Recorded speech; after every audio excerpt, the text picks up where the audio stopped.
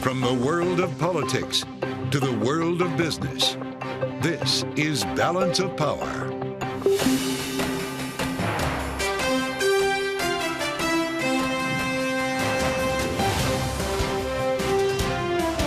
Live from Washington, D.C. From Bloomberg's Washington, D.C. studios to our audiences worldwide, welcome to Balance of Power. Alongside Kaylee Lines, I'm Joe Matthew. Shutdown avoided. Congress just moments ago passing a short-term funding bill to keep the government running through March 1st for some agencies, March 8th for the rest. But the battle over border security remains unresolved. Tensions rising in the Middle East as President Biden says strikes against Houthis in Yemen will continue. We'll speak with Carmel Arbit of the Atlantic Council. And U.S. regulators roll out their latest response to last year's banking crisis. We'll speak with Michael Hsu, acting comptroller of the currency, this hour. But, Joe, of course, we must begin this evening with what happened just minutes ago. The House following the Senate in passing this two-step continuing resolution, avoiding a shutdown that would have begun Saturday. Pretty remarkable what a little threat of snow will do. We talk a lot about how deadlines are needed to get anything done around here in Washington. We had this laddered CR that kind of changed the rules on that, but a little threat from Mother Nature gave lawmakers the thought they needed to leave town. And to your point, Kaylee, the Senate was first, as we saw earlier today on the Senate floor, the House picking up the legislation, and it's done. We're not closing, but we will have a new ladder that brings us into March. Yes, and by March, we will be almost halfway through this fiscal year, which this budget, if we ever get it, is supposed to address. So we're joined now around the table by Bloomberg's Laura Davison and Jordan Fabian. So, Laura, we avoided a shutdown for now.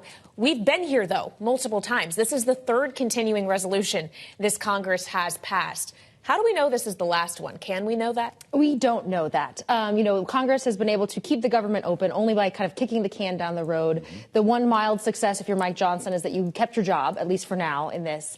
But looking into March, there's a bunch of different things that get a bit more complicated. As you said, they're about halfway through the fiscal year without actually, doing anything beyond just extending last year's budget. And by the time you get to the end of April, that's when mandatory cuts start kicking into effect. So Congress has more of a real deadline there that they need to act and, decide on something that they want to do. And, of course, things that got left on the side of the road here, a tax deal with business tax credits, child tax credits, as well as border Ukraine and other foreign aid. Well, interesting. So just imagine a world, Kaylee, in which we have a potential government shutdown, Super Tuesday, and the State of the Union. That could all happen, right? And also potentially the start of the trial of former President Trump here in Washington. Just consider the way these might collide. And it comes off of what happened yesterday, Jordan, an important meeting at the White House. Not over avoiding a government shutdown. That seemed to be baked in already. But the big four with President Biden in the cabinet room talking about a deal on the border that would potentially unlock funding for Ukraine. There seemed to be a sense of optimism when the speaker and others came out. Was it real?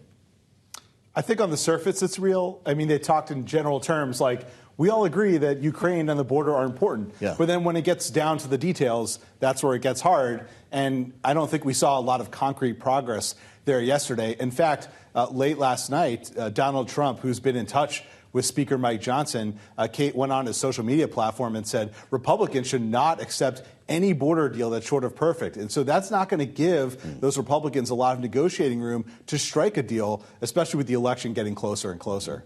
Absolutely. And a margin that's getting smaller and smaller if you're a Republican in the House of Representatives or Speaker Mike Johnson, who is trying to pass this kind of legislation. We should note that the continuing resolution that just passed, the bill that kept the government open or will keep the government open when it gets President Biden's signature, passed with overwhelming Democratic support, and more than 100 Republicans voted against it.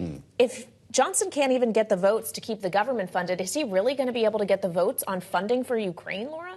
This is really the difficult issue. There are Democrats that are most fully behind that, but it's what does that immigration piece look like? And that is what is going to be the linchpin of if you can get this passed. Really, the driving force behind this deal is coming from the Senate, not the House, just because there's too many landmines on both sides of the House to get that done. What's kind of interesting here is, of course, Donald Trump talks about immigration all the time, but everyone in Congress knows that if Donald Trump becomes president, they're not going to get an immigration deal done. So they have to do it now while Biden is still in office, because it will just be too toxic in a Trump White House. The sticking points here seem to have come down to a pretty small list, and namely parole. Is this something that Joe Biden is willing to move on? If you've got a world in which Speaker Johnson says, I don't have to have H.R. 2, I might be open to a slightly different version. The president was speaking to flexibility yesterday. Is that going to happen? The White House has suggested they're open to flexibility on changing the asylum rules. They haven't said much on parole, and I suspect that they would be very cautious about what they could accept. It sounds like a very small technical provision, but really it's something they've used quite frequently during this administration to ease pressure at the border, not to mention take in all those people fleeing Afghanistan and Ukraine. And so how's the president going to talk about U.S. support for Ukraine being absolute when he's kicking Ukrainians who fled the war out of the country because he's no longer able to provide them parole? That might be something that's tough for him to stomach. But, of course, he's facing a tough re-election challenge. He's actively campaigning for a second term, and we know the border issue is one that is very front of mind for voters. So, arguably, President Biden may feel a little bit more impetus to get something done here. The issue is he's going to have a competitor in that race. He's going to likely be up against, barring a surprise, former President Trump, the presumptive Republican nominee. You were alluding to this, the pressure he may be exerting on the House of what they should or should not agree to. And this is actually something that Senator Tom Tillis was speaking about on Capitol Hill earlier today. Let's just take a listen to what the Republican from North Carolina had to say. I respectfully disagree with the president. I mean, he could not have possibly seen what we're negotiating. And so I'll reserve judgment on that after it's been made public. But I think what James Lankford has done is good work, and we should support it. The president he's referring to there being the former president, Donald Trump, not the current president, Joe Biden. But doesn't that just speak to how much more difficult this is going to be to accomplish, Jordan, in an election year? Absolutely. Look, there's a lot of reasons for Joe Biden to want a deal. That's why he's considering changes to the asylum system that could annoy or anger a lot of Democrats, because he knows that getting a deal will help neutralize this issue politically, not to mention addressing the problem at the border. For Republicans, this has been quite a beneficial political issue for them. And if they strike a deal with Joe Biden now, I think Donald Trump and his allies understand their leverage goes away. And so they might want this as a live ball. At least some Democrats have told me they don't think that Republicans actually want a deal. They want this as an act of crisis going into the election. And so there's a lot of distrust there, meaning it's going to be very difficult to get this to the finish line. It was pretty remarkable considering the conversation that was had apparently in that White House meeting yesterday as Jake Sullivan delivered a classified detailed briefing on what would happen to Ukraine if funding were to be cut off. We're on the eve of that happening. Reports suggested that Mike Johnson was receptive, that Republicans were receptive to that conversation at the White House. How is the conference feeling about it, though? This is what Mike Johnson is really figuring out, that being a leader is very hard in the current House environment, that there's certain things that he's going into this negotiation saying, look, maybe we can cut a deal. Biden has been open to making a deal on certain things. But then he has people like Chip Roy who, will go into these closed-door meetings in the House basement and then just lambast him for, kind of being open to wheeling and dealing on certain things. Certainly if you're Johnson, having Trump come out and saying, look, you need to accept a whole deal that's perfect, you can't compromise, also makes things very difficult for him. Well, something else that makes it difficult is the motion to vacate, and members like Marjorie Taylor Greene saying if you put Ukraine aid on the floor and it passes, we're going to exercise that ability, just like we did with Kevin McCarthy. How real is the chance that we have another speaker fight ahead of us? It is very real. The same rules apply to Johnson that were applied to McCarthy. So one person just has to come forward and say, hey, let's have this vote. And he can, if Democrats stick together and vote against Mike Johnson, which they're very likely to do, all it takes is 2 or 3 Republicans to join them, depending on the day, depending who shows up that day, and he could be out of a job. So not much has changed since we got back from Iowa. Great to hear from both of Bloomberg's Jordan Fabian and Laura Davison. Great analysis as we tee up a smart conversation and turn to the financial markets next and the outlook for banking regulations. Michael Hsu, acting comptroller of the currency, joins us next on Balance of Power on Bloomberg.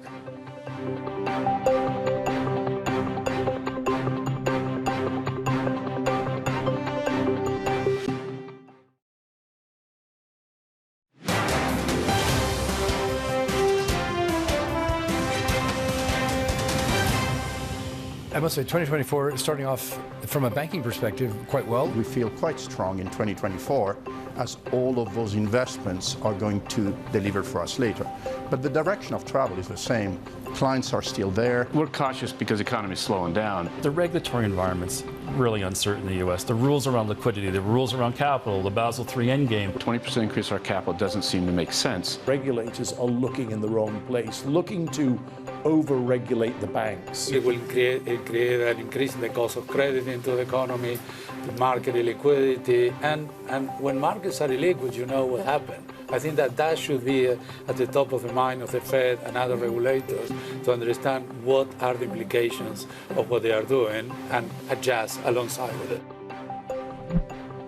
Financial regulation, a popular topic among the big bank chiefs at the World Economic Forum in Davos this week. And one of the men responsible for that regulation is joining us now. Michael Hsu, acting comptroller of the currency. Acting Director Hsu, thank you so much for joining us. I'd like to begin with news that Bloomberg broke just this afternoon that the OCC, together with the Fed and FDIC, are looking at introducing a plan to require banks to tap the Fed's discount window at least once a year. Why make them tap a liquidity backstop that they may not need?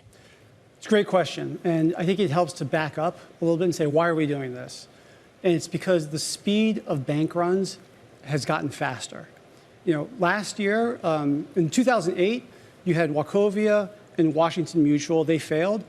They endured $10 to $20 billion outflows over 2 weeks. Last year, almost exactly a year ago, you had Silicon Valley Bank endured $40 billion in a single day. So we clearly need to build better brakes for a faster financial world, and that's what I talked about earlier today. We also understand regulators would have to craft plans to borrow in a pinch, if you will.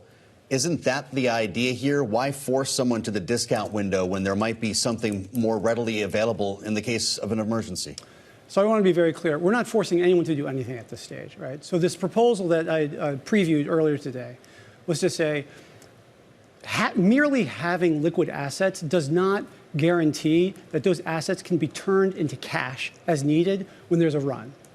And the best place to get that cash in a pinch is the Federal Reserve at the discount window. And if banks want to be able to convert their assets into cash, if there's a really quick run like what we saw last year, they need to be ready at the discount window. So part of today's preview was to talk about that. Well, so how great do you think the risk is that an episode like what we saw back in March of 2023 could happen again? Do you think imminently banks may face those kind of liquidity challenges, the sudden withdrawal of funds? No, I don't think it's imminent. And that's why we're taking our time to get this right. What's really critical is that uninsured deposits, there's a lot of uninsured, there's over $7 trillion of uninsured deposits in the system. And we saw last year, there was some uncertainty around that. Now, we've solved a lot of that through supervision on an individual bank-by-bank basis.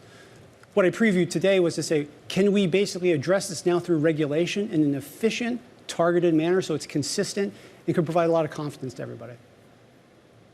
Well, and on the idea of confidence, or at least feeling confident doing something like tapping a discount window without fear of stigma, is that also what this is about? Is that what you're really trying to address? Absolutely, because the discount window is there to be used. There has been stigma with it, however, and part of what led to the issues last year was that stigma was part of the problem. What we need is to incentivize appropriate use of the discount window without incentivizing moral hazard and bailouts. And then what I talked about earlier today was trying to craft a requirement, really focus on short-term outflows, 5 days, that would really address that particular issue. I'm just curious about this idea of reducing stigma. I mean, this is like human nature that we're talking about. Is your hope that incentives will not be required once this becomes second nature? So the issue with stigma is that borrowing from the discount window was seen or is seen as a sign of weakness and can accelerate the run. And so by making a short-term requirement where it gives credit for discount window access for liquidity purposes, we're basically saying we as regulators expect banks to borrow from the discount window for very short periods of time where that collateral has been pre-positioned at the discount window, so there's no risk to the taxpayer. We are incentivizing that for those short periods of time without begging the moral hazard that comes with longer periods of discount window borrowing. What about those borrowing costs, though? Is there any consideration of potentially lowering discount window rates? So that's going to be a decision for the Fed as they set up the program. What we're trying to do here is to put the idea together, and we will put a proposal out once the agencies come together on this, and it'll be available for comment. And part of the comment process is to work through the calibration and the framework and those issues such as the funding costs. How does this whole idea interact with the proposal for banks to hold capital to help them weather a crisis? So we obviously want to think about everything holistically, but capital is different than liquidity. And with liquidity, the real focus is, can banks meet those outflows as outflows occur on a day-by-day basis, hour by hour? Do they have the cash to meet that, to continue operations? There is going to be an interactive effect with capital. We're going to look at that really closely. But for this focus, it's really, can banks survive? And we saw that they're going to need the capacity. Sometimes they have the assets, but they can't turn it into cash fast enough. And this would help with that.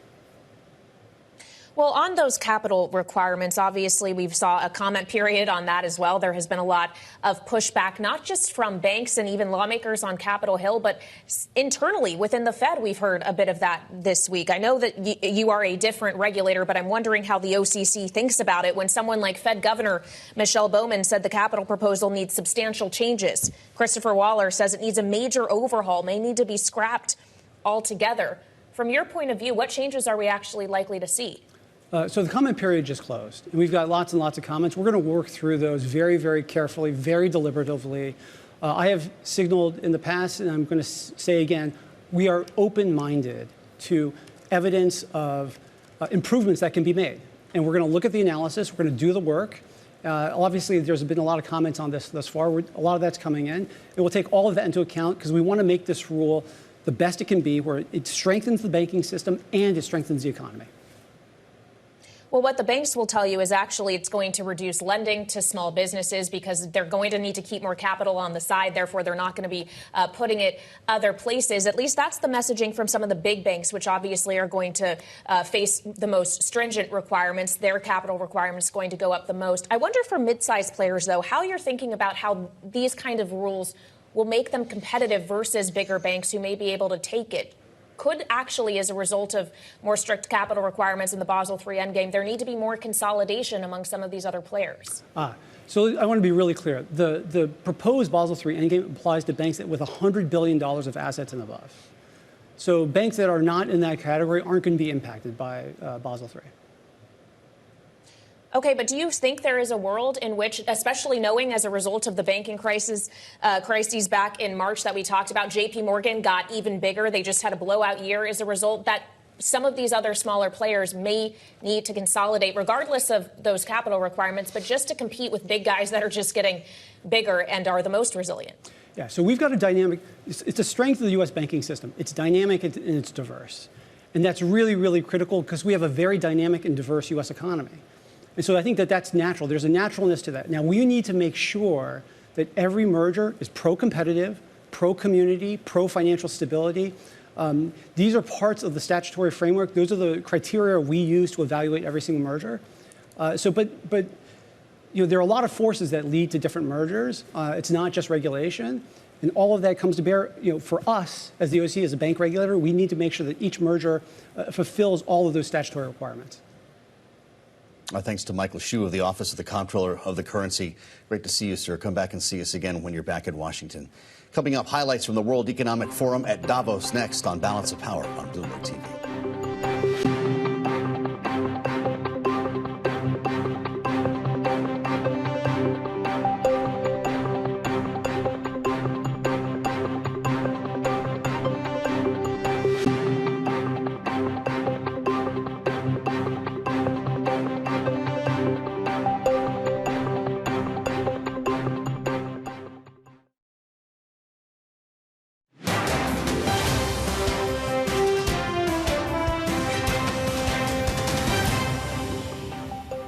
This is Balance of Power on Bloomberg TV.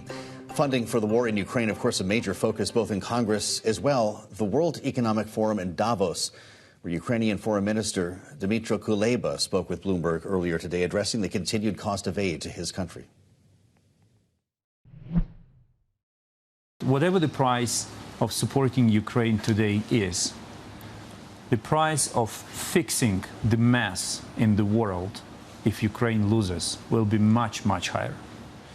And most importantly, Ukraine is probably the first country in the world that is fighting a war against another country, has United States as an ally, and is not asking American troops on the ground. So you save the most important, you save few lives of your soldiers. So we kind of offer the best deal on global market of security. Give us the weapons, give us the money, and we will finish the job. 2022, was all about coalescing around Ukraine, all hands on deck. 2023 was this counteroffensive. It didn't really go as planned. What is 2024 about in Ukraine? What is the plan this year? 2024 will be about throwing Russia from the air, because the one who dominates the air defines the timeline of the war and the terms of peace. It will be about filling the front line with drones and other sophisticated technology, because the counteroffensive that you mentioned taught us an important lesson, how war changed and how drones and software and artificial intelligence become the real kind of masterminds of warfare. 2024 will also be about keeping the Black Sea under Ukrainian control, because we achieved a major victory on the Black Sea last year when we made the invincible Russian Black Sea fleet flee Crimea and hide on the eastern side of the Black Sea, and that allowed us to restore our exports. And food prices in the world are under control. Ukrainian economy has like a fresh breath, because export is finally working. So this is a very important thing. And of course, another goal for 2024 is frozen assets, Russian frozen assets. They must become available for Ukraine.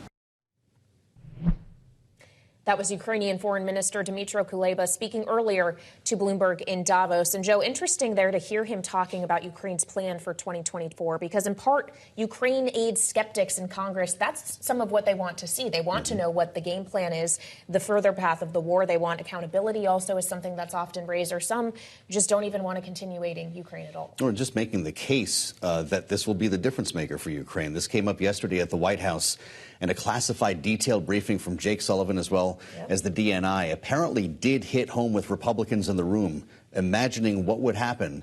And the White House would say a hot war potentially between NATO countries and Russia if Ukraine manages or does not manage to get through this. Well, and of course, there is already a hot war in the Middle East. And President Biden was addressing what's happening in the Red Sea today, saying the strikes against the Houthis will continue in Yemen. Well, when you say working, are they stopping the Houthis? No. Are they going to continue? Yes. We'll discuss that with Carmel Arbit of the Atlantic Council coming up next. This is Balance of Power on Bloomberg TV.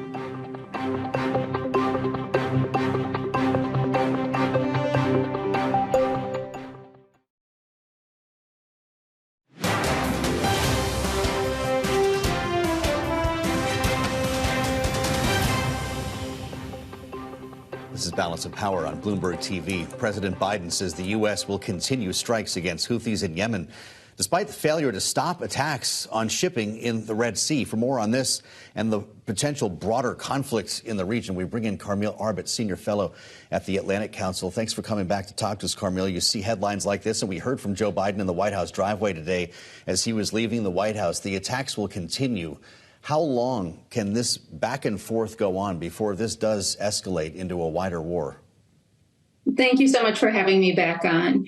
As you said, there is continuing skirmishes happening really around the region, not just between the Houthis now and increasingly the United States, but we're also seeing small-scale attacks happening between Hezbollah and the Israelis.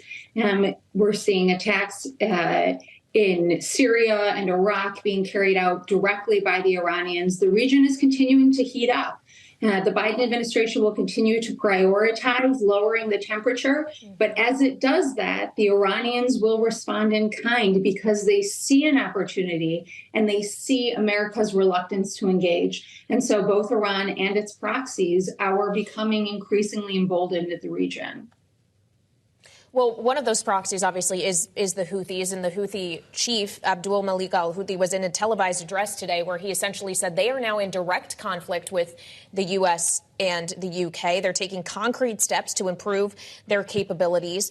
How close are we, though, to a direct military confrontation between the U.S. or another Western country like the UK, and not the Iranian proxy, but Iran itself? So we're certainly very close, and it's quite remarkable to see that both the Houthis and the Iranians are increasingly taking credit for attacks as they are happening, whereas previously they might have hidden from that. They really have been emboldened as they're engaging because, as I said, they see that U.S. reluctance. This could go on for quite a while. I think the challenge for the United States is to prevent a major escalation. So small attacks back and forth between the Houthis. There have been now 5 responses from the U.S. government. This can continue at this pace. The question is, will the Houthis ratchet up? The Houthis have really benefited on the international stage from the attention that they are getting as a result of their behavior. They were otherwise a relatively domestic force within Yemen, but they really seized on the conflict between Israel and Hamas to build a name for themselves on the international stage. And they have resources and training that they hadn't had before. And so the incentive is certainly there to continue in this back and forth. But so far, everyone is still keeping the temperature at a bit of a medium boil. Enter Pakistan, Carmel, retaliating against Iran after carrying out strikes against terrorist hideouts, they called it, in a couple of areas in Iran. How nervous does this make you as we feel the theater widening?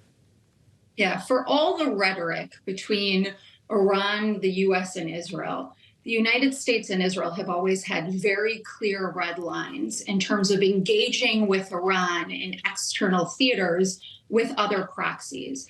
Never have either engaged directly within Iran's territory. Pakistan, Iran's neighbor, with whom it has both positive but also very complicated relations, has now entered into Iranian territory.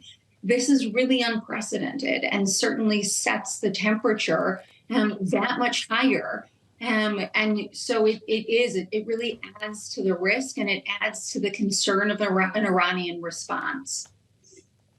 Well, and it's not just Pakistan that Iran has directly sent ammunitions to, essentially, has struck. It also was Syria in an attack on ISIS. And specifically, the weapons Iran was using in that case had the capability, according to Tehran, to go something like 1,400 kilometers. Effectively, they could reach Israel. Do you think Iran, given the broader climate in the Middle East, would be so brazen as to actually strike Israel directly? The Iranian government is extremely unpopular at home. They are most effective when they are fomenting regional instability. They have become incredibly good at capitalizing on moments like this one to solidify their power and to retain their relevance and really undermine the goals of their enemies, whether it's the United States or Israel. And so what we're seeing is an Iran that has been emboldened, both in terms of the technology that they're using. We've also seen a rapid increase in Iranian uranium enrichment at home. The regime feels empowered by this moment and by American reluctance. How far they're willing to go is not yet clear. And while they control kind of at a macro level what their proxies are doing, at a micro level, they struggle to have day-to-day control. So Iran is going to have to decide whether or not they want to further engage the IRGC in what they're doing, rely more on Hezbollah and their proxies. But they are certainly bolder than they have ever been. It's hard to say where they're going to draw the line.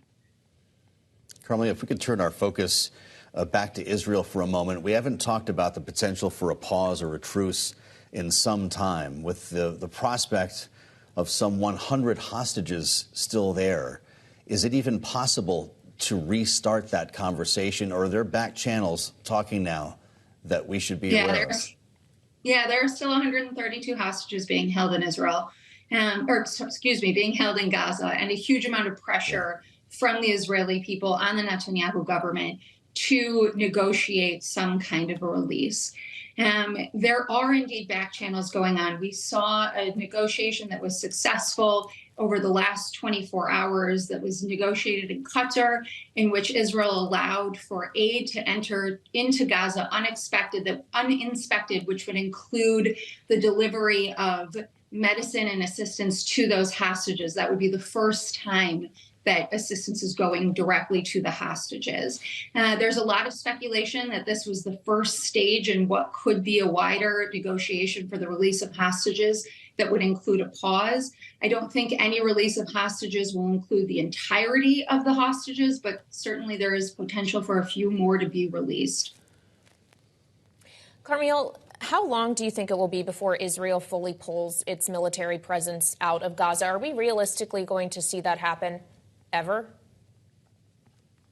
I think the answer to ever is yes, but not in the near future. What we've seen is Israel drawing down its forces in northern Gaza. They believe they have a better operational hold on what's happening in the Strip and have less of a need for airstrikes. And so they've been moving into their second phase, where they're going to be engaging in more of a lower scale conflict in Gaza, securing the perimeter between Israel and Gaza, and then working more surgically to take out Hamas insurgents and leadership. I think that this stage will last for a very long time. We could be talking about months, if not at least a year.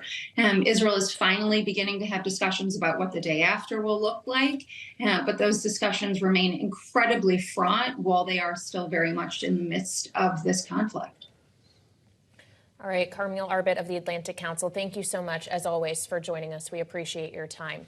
Now, we do have some breaking news to bring to your attention. A filing dropping from former President Trump and his legal team asking the Supreme Court to keep him on the ballot in Colorado, where the Supreme Court there, of course, ruled he would not be on the ballot on the grounds of the 14th Amendment. Trump says the Colorado court should not have barred him.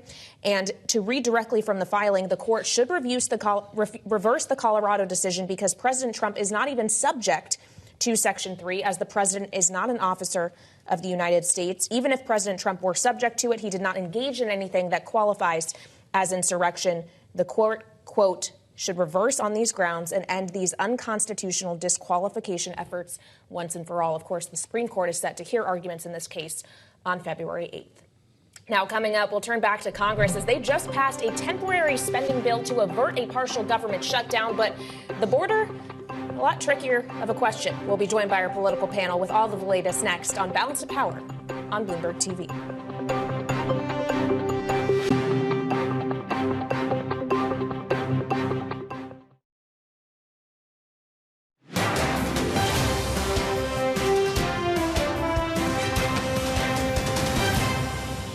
I think the vast majority of members of Congress support aid to Ukraine. The question is whether or not a small minority are going to hold it up, which could be a disaster. That was President Biden speaking one day after meeting with House Speaker Mike Johnson and other congressional leaders at the White House to discuss that supplemental package attempting to tie border security to funding for Ukraine. Joining us now, our political panel, Jeannie Shanzano, political science professor at Iona University, and Lester Munson, international BGR government affairs principal. So, Jeannie, just to begin with you, Congress did manage to accomplish something today. They passed another continuing resolution to keep the government funded through March 1st or March 8th, depending on the program we're talking about. Are they going to be able to accomplish something similar on a border deal? That is much tougher. I mean, you know, it just always shocks me that we're celebrating they passed their third CR. We are now 40 days away from another government shutdown. And of course, that was the easier of all the things, or easiest, I should say, of all the things they had to do. A border deal has been vexing Congress, the United States for years. But I have to say, I am still not certain why President Biden and the Democrats don't say yes, yes, yes to anything Republicans want to do at the border, because they're being hammered in the polls over the border, and call the Republicans bluff, because the last thing Donald Trump or the Republicans want is Joe Biden to get another huge legislative win. He got many in the first 3 years of his administration. To think he could do it again on the border would be just a huge feather in his cap, and something, of course, we desperately need given the immigration numbers. This is why we've been wondering the impact Donald Trump might have on a final product here, Lester. He's out with a statement today making it look like that will be a very tall order. I just wonder if you think that meeting between the president and the Big Four in the White House yesterday helped, because there was talk of optimism when they emerged. Well, they're still talking. All the principals are involved. So I think that's good news. If you think good news is there could be a deal. There's no question the politics are super complicated for Speaker Johnson. He's got Donald Trump on one shoulder whispering, don't do the deal, don't do the deal, wait for me, wait for me. And then kind of his good government sensibilities and his concern about the border on the other side, wanting to do a deal with the president to actually have some impact on this, what is a very bad border situation. I completely agree with Jeannie. I don't understand why the White House just doesn't call the bluff here and say, we'll give you the tough package you're looking for, give us the Ukraine money, let's go, and dare the Republicans to say no. Well, Jeannie, I guess it's because perhaps, if I'm speculating, there is a risk that, in fact, they say yes, that they decide border security trumps the desires, perhaps, of former President Trump. And especially when Biden is already having issues with minority voters, with younger voters, in regard to some of his policies regarding Israel and Gaza and others. Wouldn't that work against him? Even if it did help him win maybe more conservative Democrats, it may push more of the progressives away from him? Yeah, I mean, I think that's the calculation. You're absolutely right going on. I think it's the wrong calculation. He does not have to fight in a primary where he can potentially lose the White House is in these swing states that Bloomberg has been polling with Morning Consult, and Joe Biden has been slipping. And so those are the states he needs to win. And of course, getting out his base is critical there. But you also are going to have to get independents and moderates. I'm in New York. We all know that there is a border crisis in this country, and there has been. And so the president has to be as invested in and concerned about our border as he is about Ukraine. And I, by the way, fully support the funding for Ukraine. Don't get me wrong. But, you know, the idea that he's making concessions to get aid for Ukraine and those concessions concern our border, to me, is a really, really problematic message for him to send. He should be saying, we're going to secure our border and get funding for Ukraine. We can do it all. We are the United States of America. It shouldn't be a choice. And yes, Republicans, bring it on. Let's do H.R. 2 or whatever you have in store. You know, Lester, we talked to Jim Jordan when we were in Iowa about all of this. He said never, we will never pass that border deal that's being worked on in the Senate. I know that there's some optimism here of Speaker Johnson feeling like he's not necessarily tied in a pure form to H.R. 2. But in what world could you see this passing both chambers? Well, you know, it's a great question. And again, Mike Johnson's politics here are very difficult. And he's got the Freedom Caucus and Jordan and Trump on one side telling him don't do it. There's a lot of this is like aid to Ukraine. There's a lot of Republicans in the middle, though, who think, let's try and do something sensible here because I'm getting a lot of heat from back home. At the end of the day, are you going to play to the primary politics or are you going to play to the general election politics? There's really an amazing opportunity for both parties here to kind of move to the middle and demonstrate that they can govern in a way that I think the American people are really looking for. Right now, neither presidential candidate is very popular. This specter of a real third-party challenge from no labels or someone else is pretty significant. It can really shake up the race. The way to mitigate against that is compromise on these two dilemmas here, aid to Ukraine and the border situation. Show people you can get stuff done, and then I think you're gonna win the hearts and minds of the American people. It could be really good news for both parties. Well, of course, it's not just aid for Ukraine, Lester, that's tied up in this. It's aid for Israel as well, as there is another hot conflict happening in the Middle East. And just on that note, what do you make, given your foreign policy expertise, of the way this administration is handling what's happening in the Red Sea, of the offensive action they have taken against the Houthis? Is the U.S. escalating this, or are they doing something right here? I don't think the U.S. is escalating it. I think Iran is escalating it. I think this policy change has been a long time coming. It's my view the administration made a kind of a category error when it first came in, thinking that it could do deals with Iran and treat them as if they were a normal country. That's not the case. As the previous segment showed, you know, Iran has a very unpopular government. It balances that by causing distress in the neighborhood. So this reaction to what the Houthis are doing in the Red Sea is long overdue. The administration made a mistake when it took the Houthis off the foreign terrorist organization list earlier in the administration. They've kind of corrected that. This is something that should have happened a long time ago. The U.S. can't just let this kind of disruption of international commerce happen. That is very much against U.S. values and interests. So I applaud the administration for doing it. I hope it's not a day too late. All right, Lester and Jeannie will stay with us. Coming up on Balance of Power, Donald Trump continues to climb in the polls ahead of New Hampshire, and it looks like slowing momentum for Nikki Haley. We'll break it down with our political panel next on Balance of Power on Bloomberg TV.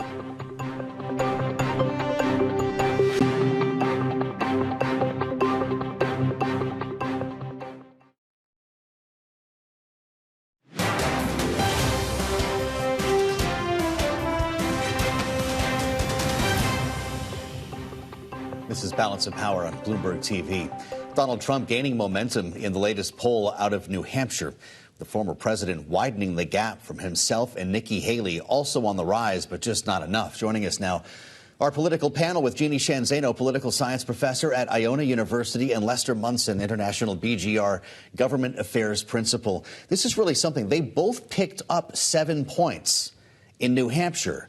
Chris Christie's voters have decided to go somewhere else since he's dropped out of the race. And Jeannie, it appears that Nikki Haley has absorbed the majority of them.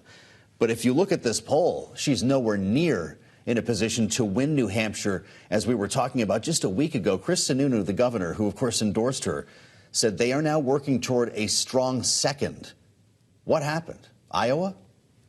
Yeah, Iowa happened. I think it really started with her Civil War comments, quite frankly, and she has been tripped up when she has spoken to voters. And then, of course, Iowa coming in a very close third didn't, really hold her in very good stead. So she has had some challenges. She still has a shot in New Hampshire, but of course, Chris Sununu smartly lowering expectations. But gosh, those polls would have to be really, really wrong, except for that one ARG poll, which had her tied. Everyone else has her, high single or double digits behind Donald Trump. And he is hitting her hard. And on the issue, Joe, that you Haley talked to her about, which is Social Security and Medicaid, Donald Trump is really going after her strong in New Hampshire. Lester, is Nikki Haley making a mistake by not debating this week? She said she'll only debate Trump. It would be DeSantis that she was debating, but still, it's an opportunity to make the case that she's not taking. Right. It's a mistake if she doesn't use these other opportunities to make news and change the dynamic and reorient this race to a real two-person contest where she can exploit Donald Trump's weaknesses. I don't think she's really done that. So it may have been, in fact, a mistake to skip the debate, because that would at least be a platform for some of her messages. This is her big opportunity, is in the next few days. She's got to show she's a world-class political athlete. She can meet these challenges. She can get over them. She can change the dynamic. She can grab the headlines with her own announcements and her own hits on the former president that have to be done, of course, in the right way, because she can't alienate too many of his supporters. There are plenty of Trump supporters who would be willing to consider an alternative.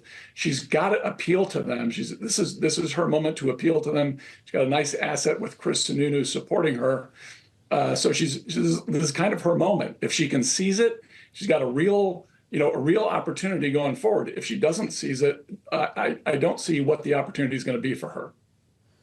We haven't mentioned the man who came in second in Iowa, which might say something. Ron DeSantis, out of all of these candidates in the poll, unchanged at 6% as he spends time between South Carolina and Florida over the next week, Jeannie. Should he be winding things down? What does this tell you? I think we're seeing signs of that. We're seeing layoffs. He's trying to keep his donors happy. He's, abandoned New Hampshire and gone to South Carolina. I do think regardless of what happens in New Hampshire with Haley or DeSantis, one or both of them may stay in this thing to the convention. God forbid Donald Trump happens to end up in jail. One of them would be there if the delegates want an option. I mean, this is what people are talking about now. And by the way, I think Nikki Haley winning New Hampshire, it'll move her to South Carolina. But I think winning is losing in this case. Trump is going to continue to describe her as a Democrat, a liberal media darling, and she will have a tough time winning going forward after New Hampshire. All right. Well, we have less than a week until New Hampshire, roughly 6 months until that Republican convention. Jeannie Sheehan Zaino and Lester Munson, thank you both so much for joining us this evening. We appreciate your time. And of course, for more coverage of Washington, check out the Washington edition. Ooh. God, it's been a long week. Washington edition newsletter on the terminal and online. Joe, tomorrow is Friday. Thank God. I'll believe it when I see it, so we can get to New Hampshire. Hey, thanks for joining us in Balance of Power. It's good to be back in Washington with Kaylee Lyons. We'll see you back here tomorrow on Bloomberg.